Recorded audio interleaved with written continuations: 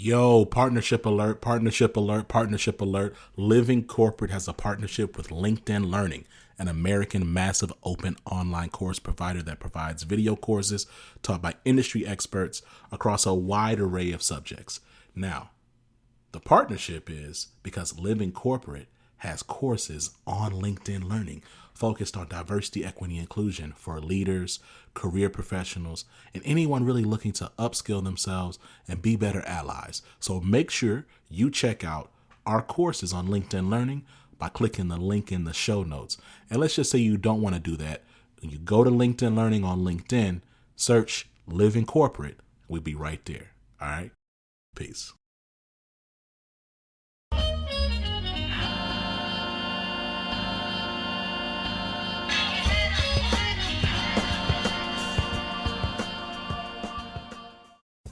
What's up, y'all? It's Zach with Living Corporate. And you know, it's interesting.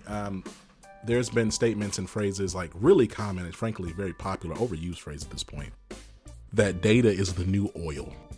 Right? You think about these organizations that are constantly leaking user data.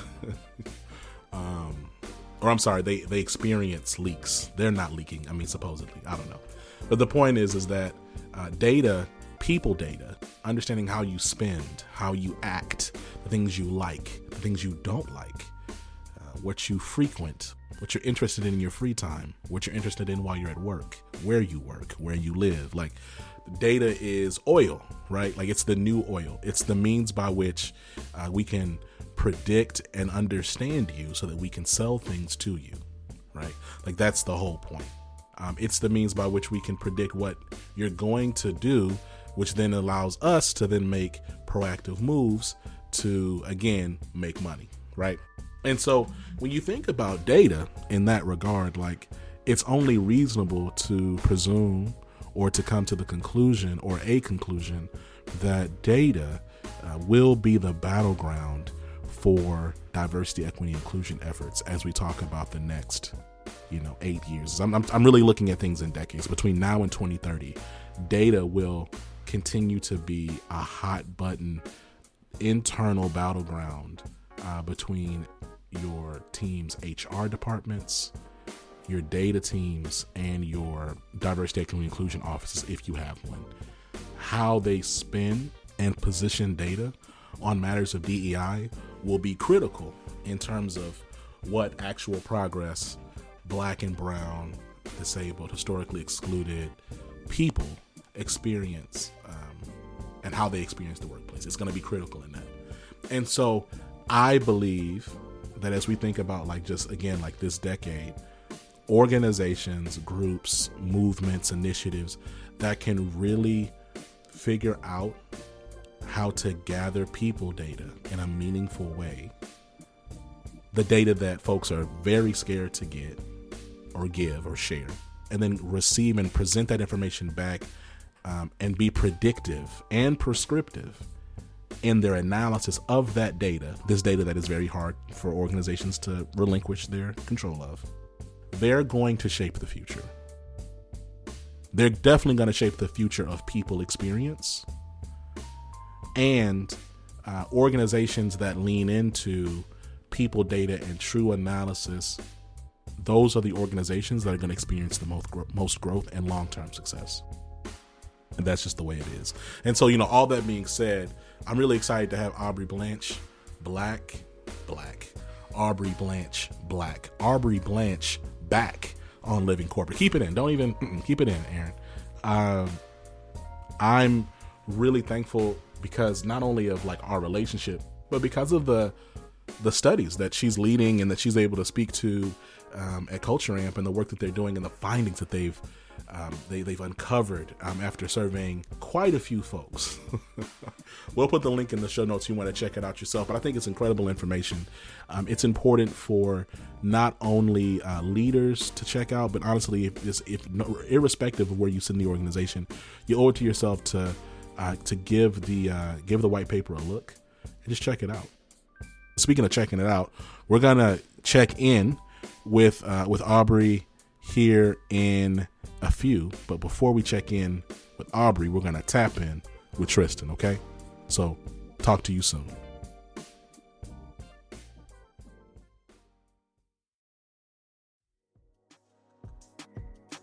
What's going on, Living Corporate? It's Tristan, and I want to thank you for tapping back in with me as I provide some tips and advice for professionals. This week, I want to discuss how to set yourself up for a raise or promotion so you can be where the money resides, where the money resides, where the money resides, where the money resides, okay? Many of us arrive at our end of the year reviews with our fingers crossed, hoping that we receive that raise or promotion. The majority of us end up disappointed, either because we got that standard industry 2% raise, or worse, none at all. That's never a fun space to be in, but there are a few steps you can take to increase your chances of landing a higher raise or that promotion you were seeking. Many of the things we are going to discuss were inspired by a thread I found on Twitter by Simone B, at Simone MBANNA. So let's dive into them. It starts at the beginning of the year when you're setting your goals with your boss. Take some time to identify the intersection of what the company wants and what you provide. Where those two things overlap is what you can do for the company, your unique value proposition, if you will. All of your goals should be derived from this area, as they will serve the dual purpose of meeting the company's goals and meeting some of your own professional goals. When setting these goals, you want to focus on things that are relevant to your personal and professional goals, things that are impactful to the company, and finally, things that can be measured or quantified. Use the acronym RIM, R-I-M, to remember where you should be focusing: relevant, impactful, and measurable.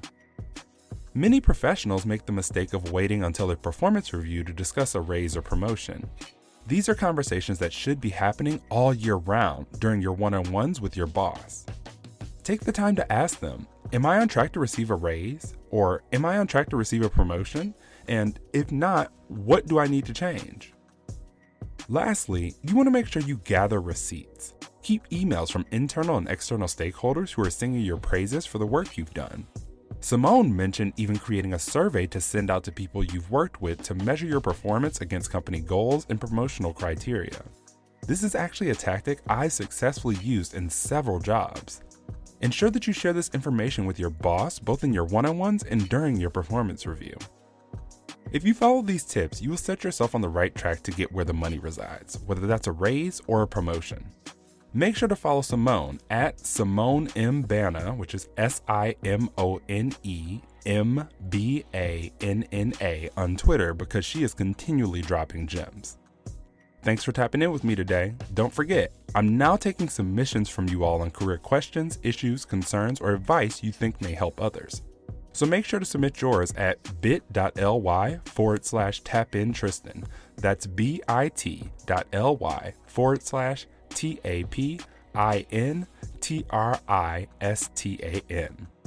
This tip was brought to you by Tristan of Layfield Resume Consulting. Check us out on Instagram, Twitter, and Facebook at Layfield Resume, or connect with me, Tristan Layfield, on LinkedIn.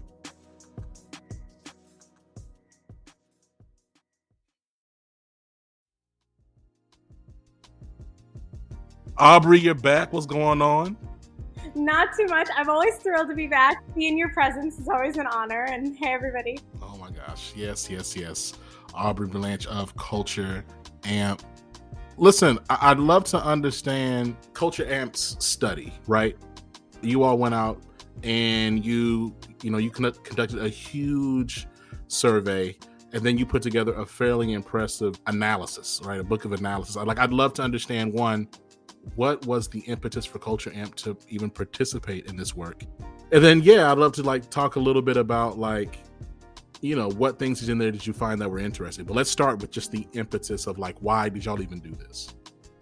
Yeah, I think the why is actually pretty simple, which is that we are really passionate about DEI, both because we call ourselves a culture first business, and we just don't see equity work as separate from that. How can you be culture first if you're racist as hell?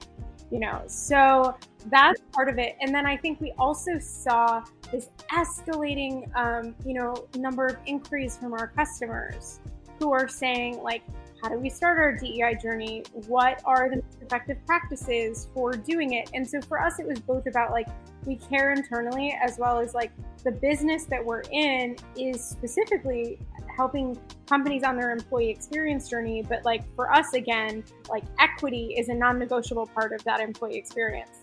And then the third piece was that, like, who else has this data?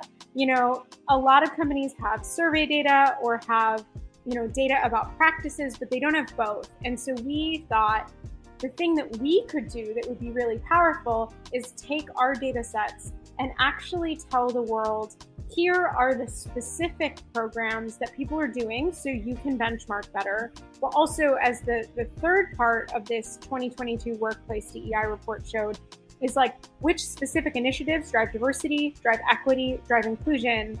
And what we found is that there's some of the most common practices are actually being done, but a lot of the things that actually create change, and I know we'll talk about that a little bit, are things that are way less likely to be invested in. And so what I totally honestly, when I was, I was looking through the data, I was like, most, chief diversity officers, heads of DEI are not going to be shocked by this, but this is science that they can take to their bosses to justify the choices that they already knew they should be making.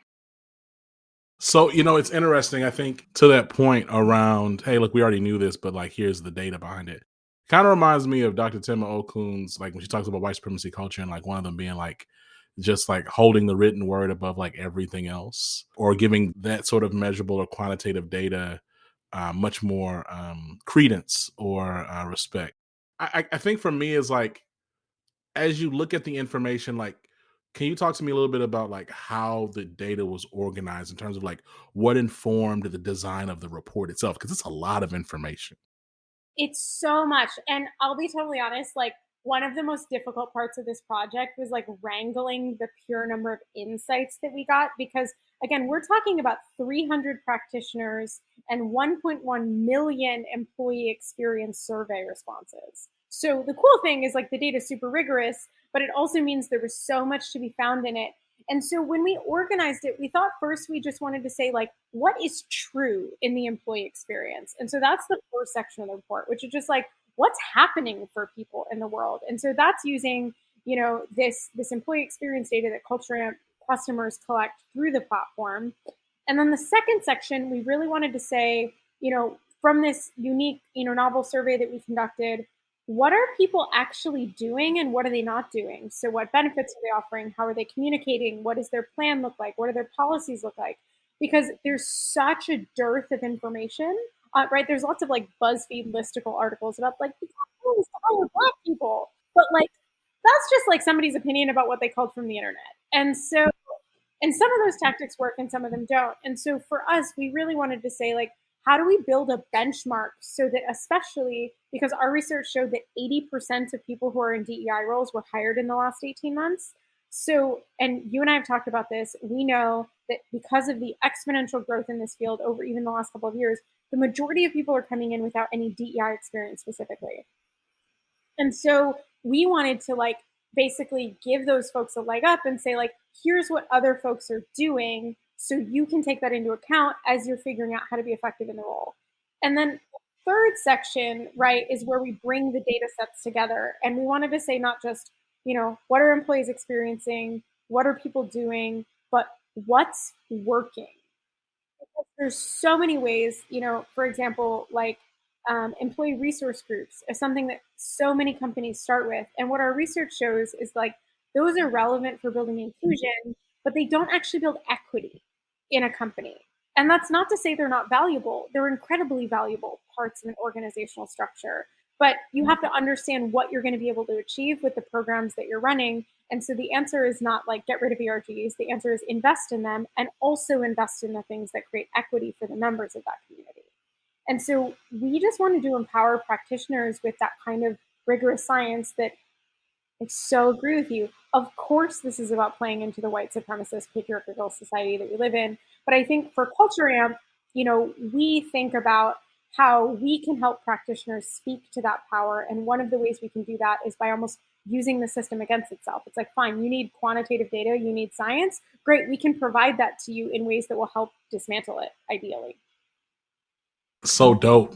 And so like, I think for me, it's like, I'm curious, especially in this climate where there's increased tension and fragility or insecurity around really naming harms or talking about race in any sort of critical way.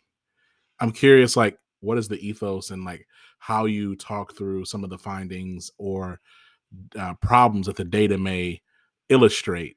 And like, does Culture Amp have a point of view on like, okay, hey, we're not going to use certain language, we're not going to say certain things, we're going to like walk up to the plate and say this, or maybe we won't really opine as much here. Like, talk to me about how y'all write the editorial pieces of some of the report.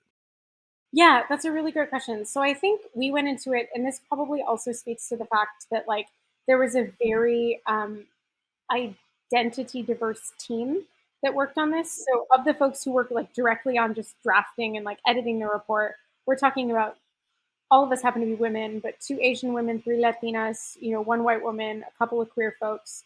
So we have a very particular lens on the world. And what we decided in deciding the tone of the report was we're not serving anyone by pulling punches, but that doesn't mean we have to be um, cruel, right? The truth and like holding accountable is more compassionate. So, like a specific example that I'll bring up is in our data, what it showed is that white employees were the least likely to believe that systems were inequitable.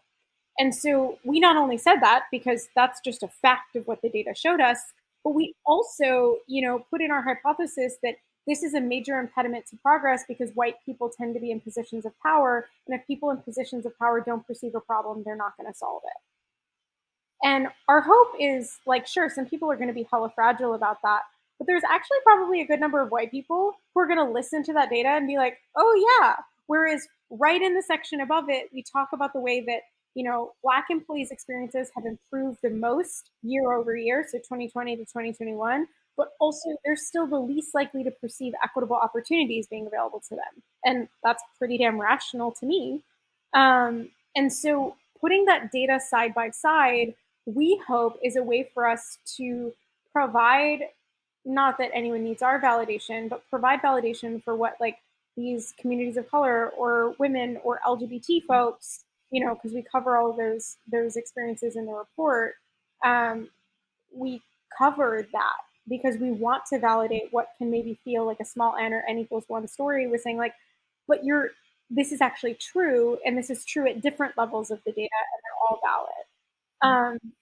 There are some gaps for us. So we noted this specifically in the report because we didn't want folks to feel left out. But like our customers just didn't collect enough data on non-binary folks or on Indigenous people for us to make any type of inferences at all. And so we made the choice to acknowledge that in footnotes because we didn't want to continue the pattern of erasure for those communities from the corporate space. So we had to acknowledge our own limitations, and we take responsibility for our part in that, but also we're beholden to the representation of those folks and the practice around data collection. And so we try to take our own responsibility for why we've made the choice we did, but also point to the systemic challenge that put us in the situation we're in, because it's kind of a yes and responsibility. Like, as I continue to think about like the report itself, because I remember myself just being so excited as I looked at it. It's like, wow, this is like really, really thorough. What do you envision the future of these reports to be? Like, do you see it like just like, is the goal just to kind of like run these at an ongoing clip? Do you see like Culture Amp kind of shifting and also providing like consultative advice paired with the data? Like, what do you see as the future, and what excites you about that, if anything? Yeah, so I think the future, like this is the kind of study that we would want to put out at a regular cadence because the employer experience is constantly changing. And, we talk about the fact that we are, the leading employee experience platform. And so I feel like editorializing a little bit is that like we owe it to our customers to continue to churn out insights that they can't generate on their own. So for us, I see it as a part of our commitment to being culture first, as our part of our commitment to evolving as a more anti-racist organization, as much as that's possible for a white-led, white-found company. And so, but I also just think like from my perspective, this is also like an employee engagement tactic. Like internally, people are so excited about this study. Our sellers love it. The marketing team and our people science team has loved putting it together. Like so many people care about these topics internally that for us, it drives so much employee excitement. But then the idea that you can connect that to making the world of work better for people and especially enabling like the incredible community of DEI practitioners to take this data, run with it, and be more effective in their roles, That's really important. So like something you'll see is that like the report is available for free. You don't have to be a customer. You don't have to be like a friend of Culture Amp to get it. And that was really important to us because we were like, if Culture Amp's mission is to build a better world of work, we can't do that by like throwing shit behind a paywall. We have to say, we have insight that other people don't have access to. And if we believe in accessibility and we believe in everyone rising together, we need to provide this freely to the world. So I would say we definitely want to continue doing this. As we get bigger, as we have more customers, as our customers begin to collect more and more DEI data, the insights that we're going to have are going to get sharper. And so that can benefit the community. And then I think, my vision for this is just for us to continue churning out thought leadership. Like my dream, like, is there a DEI research institute at Culture Amp? Like, sign me up. But then I think in terms of providing consulting services, I'll be honest, and this is my editorializing, so I'm less speaking like as a corporate position for Culture Amp, but I think what would be a better approach, especially because so many DEI practitioners are historically marginalized and our founding team is like a bunch of cis het white male brunettes. They really care about the brunette part, like they always bring that up. But like, is why don't we provide our insights and our technological tooling in ways that makes it easier for DEI practitioners to do their work, right? So how can we, like DEI practitioners spend less time on data analysis and more time on insight gathering and building strategic plans for these companies. The report, by the way, shows that only 49% of companies have a strategic plan on DEI, which, like, how do you expect to get anything done with that? I'm gonna be honest, that sounds really high, but right. I mean, I was like, tell me about your strategic plan. 56% have a DEI council, though. So I'm like, what's going on with the councils without a plan? I don't know. Yeah. But like, so that's what I see as like my vision for Culture Amp is I would love for Culture Amp, because of our global reach, the depth of our customer base, like I would love to see Culture Amp almost being like a referral network for DEI professionals who are doing employee experience and like DEI uplift in a really rigorous way. So not that we're going to be telling people how they should do their jobs. That's not our place. But like, how do we better shine a light on the community of practitioners who are already doing the work in this space and then provide technology that accelerates their ability to help their clients make change? Like that would be my personal vision for where Culture Amp fits into the ecosystem. Because like, what do? We make software. We're not consultants. And we don't need to pretend like they're the same thing or that we're the right people to be providing it. I happen to be, right, like a consultant and I work at Culture Amp, but like Culture Amp is a software company and they should focus on what they do best.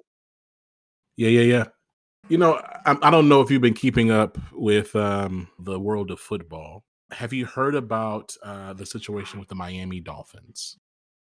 Oh, I don't know, but you want to give me like the cliff notes? I got you. So you may know that the NFL has overwhelmingly white coaches, right? I think there's one black coach. I do know about this. Okay. All right, cool. So I'm gonna keep it going for the audience, but for the audience, but the audience may not know. So like we can Sherpa them together. So in fact, right now there's only one black head coach, Mike Tomlin, who's the head coach of the Pittsburgh Steelers. There was a black coach who was the coach for the Dolphins the past 2 years named Brian Flores, and he was fired. He's going on a whole media campaign. He is suing the NFL. So the Dolphins hired a new coach to replace Brian Flores, who they fired. And the new coach is named Mike McDaniels. Okay. Mike McDaniel is, they said, well, this is a big deal for us because he's actually biracial. I'm sorry, he's multiracial. It's how they describe Mike McDaniels. And so then pitchers came out and they were like, this guy, he's white passing. Like, he's white passing. And everybody was like, yo, like, what is this? Y'all are just doing this just to, because y'all just got sued. Y'all just brought him on just to say whatever. So the Twitterverse was all in a flurry because the new coach, the multiracial person, got to the stand and was like, yo, like, I don't know why people are so obsessed about race. I'm a human being. My dad is black, but that's it. Right.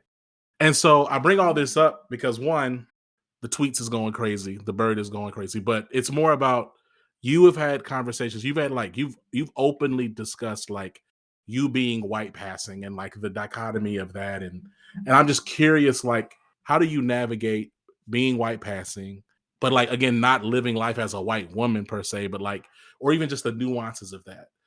For me, it's tough because like I hear stuff like I said, with Mike McDaniel was like a big pop culture thing that happened today. But, and I think like when folks say things like, well, I'm not black or I'm not white, I'm just me. And there's a certain level of disingenuousness there for me. But I'm also speaking as a black man. So like, I'd love just to kind of get your perspective and like hear you talk more about like your own identity and like what it looked like for you to come to whatever piece you need to come to with just who you are. Yeah. Oh my God. Okay. You always ask the best and like most complicated in the most beautiful way questions. So I have like a really complicated relationship with this, and I think if I ever got too comfortable, I'd probably start fucking up. And so for me, I try to be really careful about the fact that I occupy both spaces. So I think there's like this, I'm not this, I'm not that. That's very like binary thinking that is just silly. Like I'm mixed race, and Latina. So like I've got, I'm racially confused. But I think for me, it's about like I deeply acknowledge the white privilege that I carry. Like, but I also so someone just gave me this language recently. Her name is Vivienne Casillo. She's like the CEO of Humanity Centered, which is this amazing design thing. Just everyone should go buy her services. She's a genius.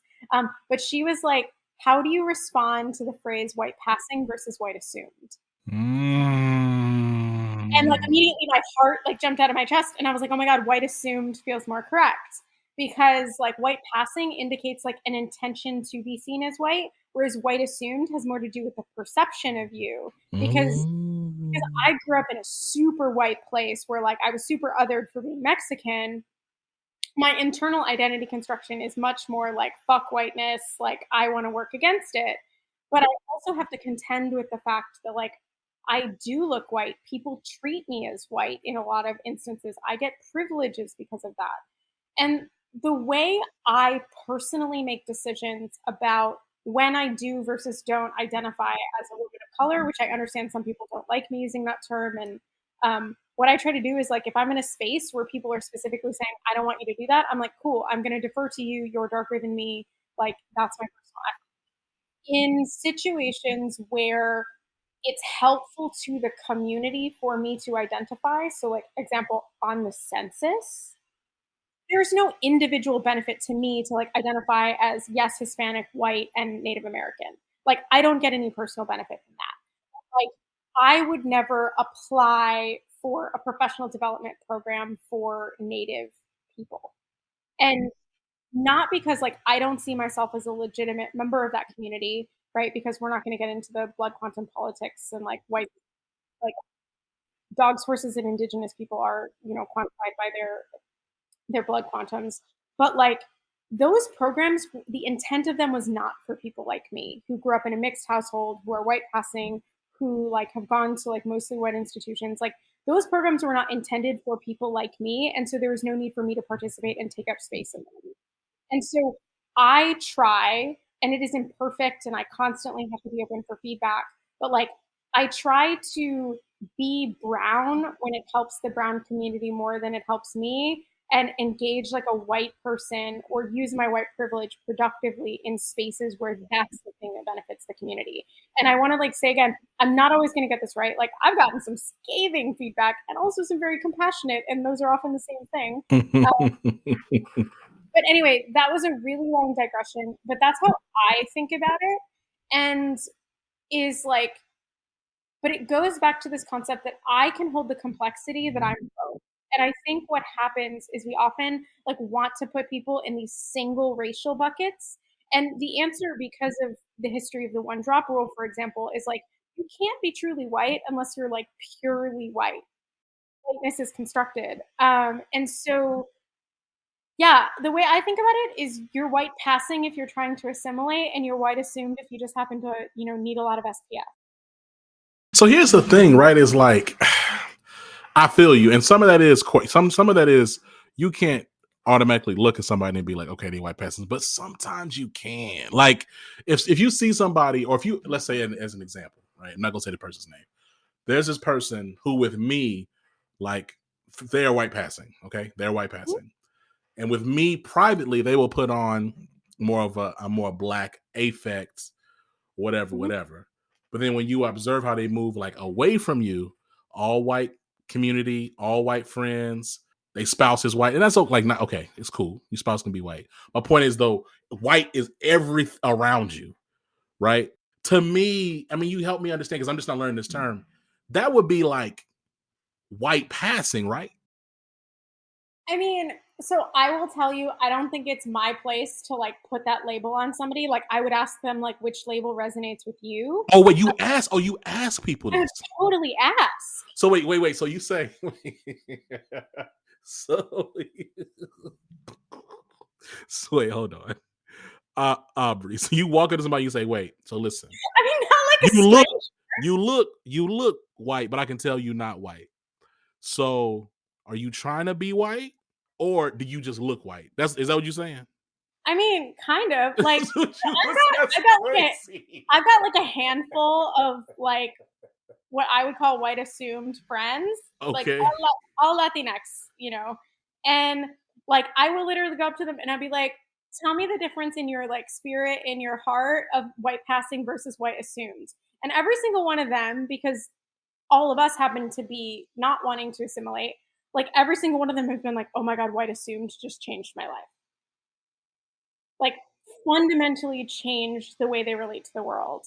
And so like those people, like they're claiming that label. And I think a lot of my like opinions about like an identity label has to be claimed, it can't be assigned, comes from the fact that I'm queer and I'm like bi or pan or something on that spectrum. I don't really know. It's not that important. But like the fact that like there's a lot of gatekeeping in the queer community about like who's allowed to be queer or not, and like I've just learned to be like, you can't gatekeep whether or not I'm queer. Like I can tell you that I've performed queerness because like I don't know, I was married to a woman, but like also even if I had never performed queerness but I still identified as queer, you can't tell me that that's invalid. And so I'm taking that like knowledge and that particular thought process from what I understand about the queer spectrum and saying like it would be inconsistent for me to not apply that to race. So, but again, we can hold the thing that like you identify as you identify, and also you've got all this fucking privilege around you. Like those things are not contrary concepts. They both exist together. No, they're not. No, they're not. I think for me, what as I think about the terms, like I think what I'm thinking about is like in the past, you're right. When I say white passing, I do think, like this person knows that they look white and they're going to do things to accentuate the fact that they look white. So when I say someone's white passing, I'm more so making a judgment on this person is putting on extra whiteness because they don't want to be black or they don't want to be whatever. Like that's that. So when I think about what I really mean when I say that, but the way you're framing it is like you're framing it like a true label, like I'm a cishet man or I'm black or whatever. And so that's interesting. That's an interesting thought. But I also just want to like acknowledge that what you're saying makes fundamental sense to me, and I don't at its core disagree with it. Like and again, maybe this is just my like very like porque no los dos like ethos, but like both of those things are correct. But like, okay, the question I'm asking of you, not to be like argumentative, but like to complicate the question is like, but couldn't it be for like an example of like a white assumed person whose parent is black, like couldn't it be that they're just playing respectability politics but they have the better ability to blend in? Like how would we understand that as like what if it's a survival tactic for them, which it probably is? I don't see it, I guess, because because of my economic circles, like I haven't met a person who is white passing or white assumed. Whatever. No, it's cool. I want to know because I'm learning. So I've met a person who looks like a black person who looks like a white person specifically, and they weren't doing very well financially. So like the whole idea around survival is like, I mean, survival to what, right? Like these people are doing very well. Like these are executives, or these are at least several hundred thousandaires, if not millionaires. So like, I don't know. I don't believe it's even the comment around like respectability politics. It's like, Like if you're going outside on your weekends and all I do is see you playing polo with Keith and Chad and Becky, you don't keep up with anything that is culturally black, and you have no, again, like you have no, like you don't even hang out with your black family members. I'm kind of like, I mean, I'm going to assign a judgment and say you want to be white, right? Like that's what I'm gonna say in my head.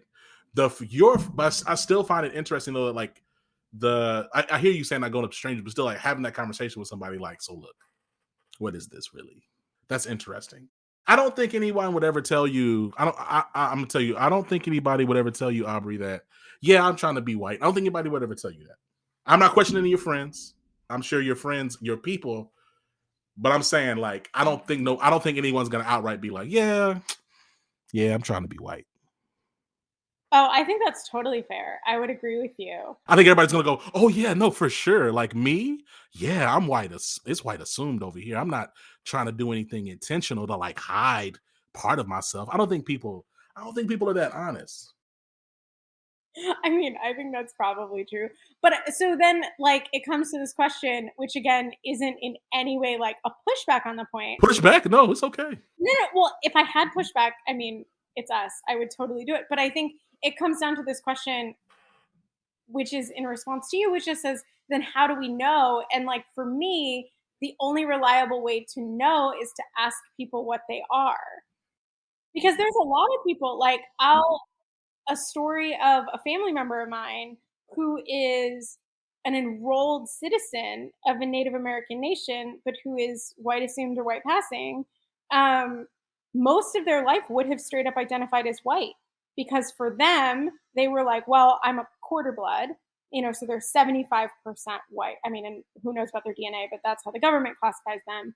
And like, they would have been like, well, I'm majority white, so I can't claim being Native, even though like literally an enrolled citizen of a Native American nation.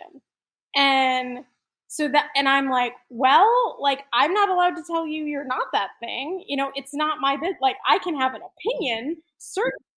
I don't know. So I always just go back to self-identification, which has its own problems. I think. The self-identification is important, and here's my thing: I'm not like if someone is white pass, if someone's actively like, look, I'm seeking to pass as white, and they go on and they say, no, I'm white, and they go like they go to when they apply to mortgages or whatever. I'm not gonna be like, no, you black, you need to stop acting like. It's more so like I'm just looking at it like, okay, yeah, like you're looking to not be associated with blackness because of your own internalized white supremacy. So okay.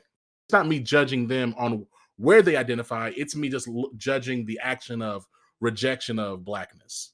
Like that's where I'm coming from. Your indigenous scenario is interesting because I'm not really versed well enough to like really like engage that. But I will say though that to me like that's a different wrinkle and nuance because like in black culture, no one's if they're like well that's not true. That's not true. This is good. It's a good conversation. Yo, shout out to Culture and shout out to Aubrey. Look, this has been a dope discussion. I feel like we just got to have you come back. And I think honestly, we should probably do like a panel on like multiracial identities because I don't feel like that's engaged enough. And frankly, like in the data and the research that I've been doing, there are distinct points of view and perspectives like in at work from multiracial people compared to other groups of individuals. So let me ask you this, Aubrey, as we wrap up here, what's giving you energy right now? Oh, yeah, that's right. Hard pivot, boom, boom. Oh, all right. So good questions. I mean, I think right now, what's giving me energy is like how much I'm seeing. I'm involved in a couple of like side projects and things like that, and what I'm seeing is like how much people in the background are working together and supporting each other. So like in this world in which we're so incentivized to compete, again, white supremacy, I'm seeing so many people, whether that's on like my personal journey or things I'm doing with work or the ways I'm trying to show up for other people. I just see this spirit of collaboration and this collectivism that is getting bigger and bigger, at least in the spheres that I'm moving in, that makes me so optimistic and makes me feel like there's like hope and promise for us doing better. And that might be just because I'm an optimist, but like I just see this collective action and this greater respect for everyone who's pushing towards the same goals that I think is ultimately productive and really counterculture to what we're trying to change, which is great. Man, I just really appreciate you. I'm excited about the studies and the work that Culture Amp is doing. And I'm excited about 2022. I'm really thankful for you being a guest on the show. I'm excited. Yo, if you haven't already, make sure you check out Culture Amp's study. Links in the show notes. You know what I'm saying? Click that, especially if you're a person with like lungs and you can breathe. Like, make sure you go, open the notes. In fact, stop the car, pull over to the side. I know you're probably driving somewhere. Stop. Everybody stop. All right, now that you stop, I want you to stop, go in the show notes, click the link. You know what I'm saying? Get the report. It's free. She told you it wasn't behind a paywall. You know what I mean? Then click learn about Aubrey. Like it's the links in the show notes too. I mean, I'm saying we have everything in there.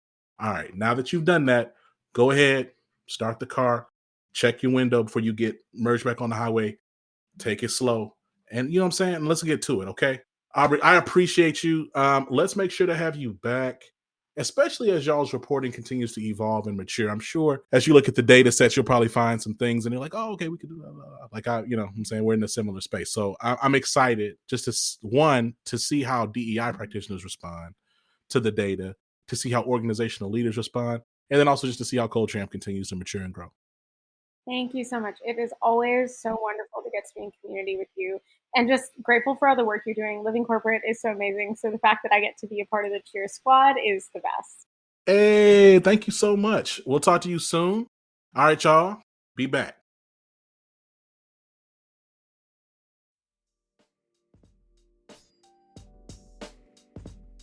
And we're back. Hey, yo, again, shout out to Culture Amp, doing great work over there. Shout out to Aubrey.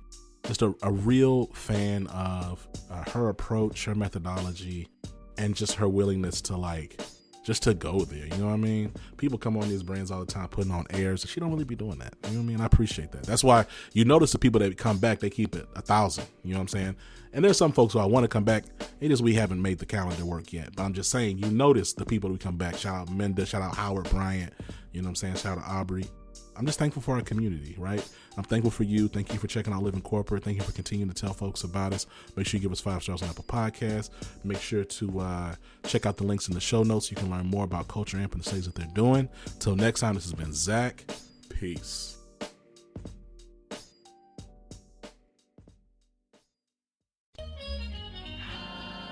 Living Corporate is a podcast by Living Corporate LLC. Our logo was designed by David Dawkins. Our theme music was produced by Ken Brown. Additional music production by Antoine Franklin for Musical Elevation. Post-production is handled by Jeremy Jackson. Got a topic suggestion? Email us at livingcorporatepodcast@gmail.com. You can find us online on Twitter, Facebook, Instagram, and living-corporate.com. Thanks for listening. Stay tuned.